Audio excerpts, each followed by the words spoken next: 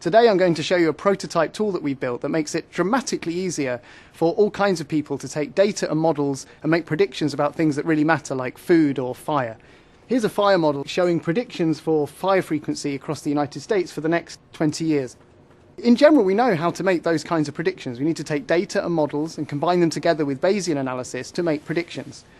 But the technical challenges involved in that pipeline are so severe that it's difficult even for the experts to do that stuff, and most people can't even get started with it at all.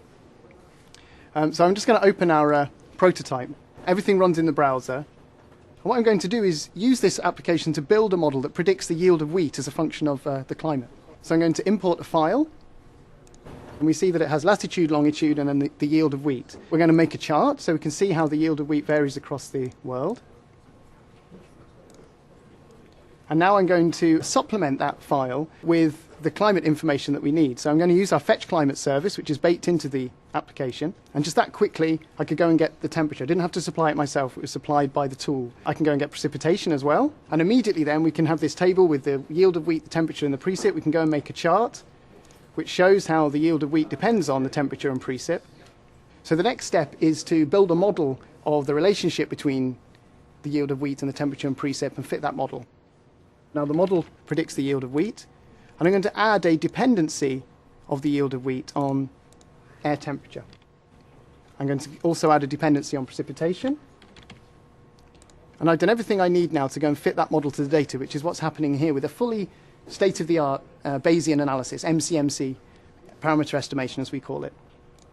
This has now estimated the parameters in the model, like for instance the optimum air temperature of wheat, and it's telling us that the optimum air temperature is about 12 degrees. And here's my predictions, which I'm going to, again, view on the map. It's a very flexible graphical system. We can look at all sorts of different aspects of the data here. And this particular view shows the model predictions then across the world, including the uncertainty. So we can put all of those various charts in there, and we can see whether our model looks like the real world. And it does seem to have done quite well. Now, if I want to share this whole analysis with someone else, I just hit a single click up here.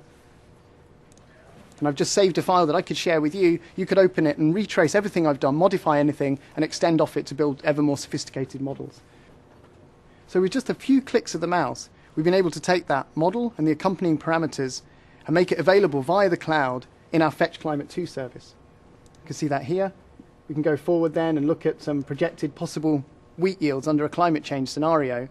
And those same predictions are actually available on a phone. What I hope I've been able to show you is that we can make it dramatically easier for people to go from big data to models to predictions about things that really matter. And that then gives us the ability, hopefully, to make much better decisions about how we look after the planet on which we all ultimately depend.